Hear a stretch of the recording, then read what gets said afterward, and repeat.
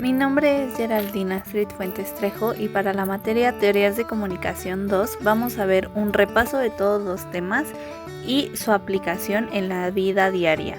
Primero que nada mencionar que esta materia, Teorías de Comunicación 2 de la carrera Ciencias de la Comunicación, fue muy interesante y creo que mucho más profundo que el primer semestre, así que me gustó bastante. El primer tema de la materia estudiamos las teorías psicosociales que sentaron las bases para el desarrollo de los estudios científicos de la comunicación. Aquí citando las propias palabras del profesor para darnos la introducción al tema. El contenido que vimos era la escuela de Chicago, la escuela de Palo Alto y la dinámica de grupos, redes sociales de Kurt Lewin. La escuela de Chicago, por ejemplo, tenía el enfoque en la comunicación como construcción del significado entre personas, que me pareció bastante interesante, como el interaccionismo era justamente la base de la escuela de Chicago. Desde mi parecer fue muy interesante ver cómo la realidad social se construye con una interacción diaria de todas las personas. Y aunque parezca insignificante alguna interacción que tuvimos, no sé, con los vecinos o con gente de la comunidad que está cerca de nuestra casa, no solamente nuestros comentarios, justo estos comentarios o interacciones de cualquier tipo no se quedan solo en este lugar social, sino que fluye junto con todas las personas y está en una constante interacción nuestra comunicación y puede llegar una idea de aquí al otro lado del mundo si nos lo proponemos. Me pareció muy interesante cómo justo se va construyendo esta realidad social a partir de las interacciones que nos parecen incluso insignificantes a veces.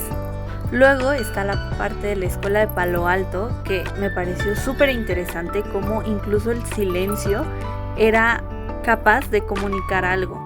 Me gusta cómo se tenía este dilema de que el no comunicar algo, el no decir algo, ni tener una acción, una conducta en específico, también era sinónimo de comunicación, así que era imposible no comunicar algo.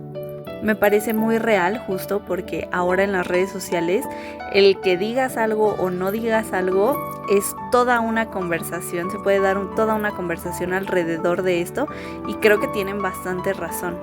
Y por último, la dinámica de grupos de Kurt Lewin, de cómo las personas cambian su conducto según el contexto, según su grupo con el que están conviviendo y cómo todo esto es un campo dinámico. El comportamiento realmente depende de dónde esté la persona, su entorno.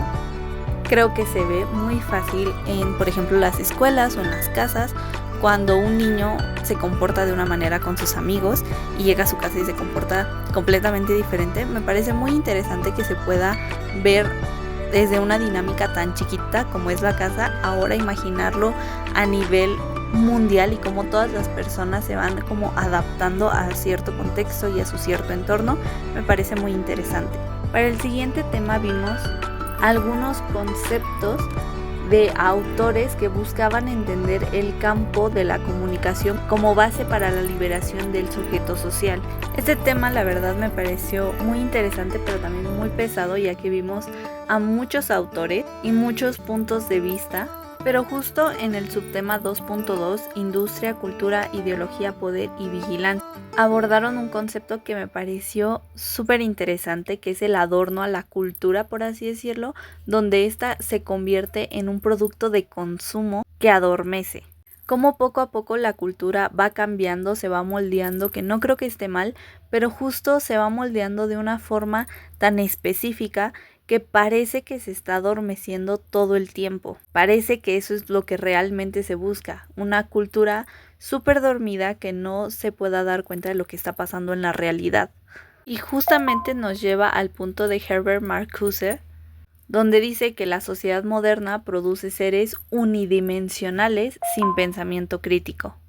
Realmente no me parece tan absurda esta idea en la actualidad, donde podemos ver cómo la idea en general es estar solos y todo el tiempo estar enfocados en una misma vida, en un mismo camino, todos hacia el mismo costalito, pero es difícil cuestionarse si eso es lo que realmente quiere uno como persona individual y si es lo que mejor le hace a su comunidad.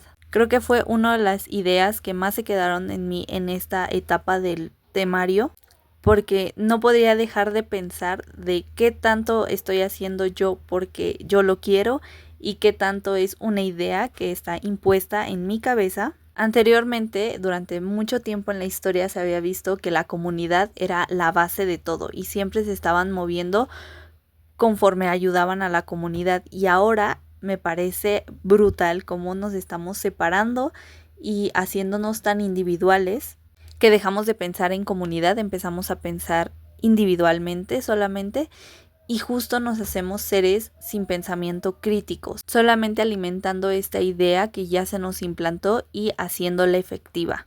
El siguiente tema fue dependencia, imperialismo y estudios culturales. Este tema siento que se salió un poco de la línea que estábamos siguiendo, pero igual me pareció muy interesante por dos conceptos en particular. Primero que nada, el imperialismo cultural, verlo de esta manera donde la dominación simbólica de las culturas sobre otras se ve súper marcado. Incluso lo podemos ver en nuestra actualidad. Nosotros aquí en México todavía tenemos bastante dominación simbólica de los españoles. Y por otro lado, la dependencia cultural de los países periféricos que consumen la cultura del centro, como todos los estados siempre quieren parecerse más aquí a la Ciudad de México y intentan lo más posible acercarse a cómo se ve la vida en la Ciudad de México, aunque desde mi perspectiva no sea la mejor de las vidas. El último tema que vimos fueron los estudios culturales. Igual fueron dos los subtemas que me llamaron mucho la atención y no se han quitado de mi cabeza. Primero que nada, el consumo cultural en Latinoamérica. ¿Cómo fue que esto se salió de control? En el foro que hicimos hablamos y pusimos ejemplo de muchas veces cómo el consumo cultural está acabando con esta creatividad que existe en sí mismo en México. Varios compañeros hablaron sobre cómo ir a ver películas ha cambiado, en general salir a la calle ha cambiado, cómo la gentrificación ha cambiado todo esto. Yo propuse el ejemplo de las tienditas de la esquina, como poco a poco desaparecen por estos lugares, cadenas más grandes como Oxxo, 7-Eleven y así.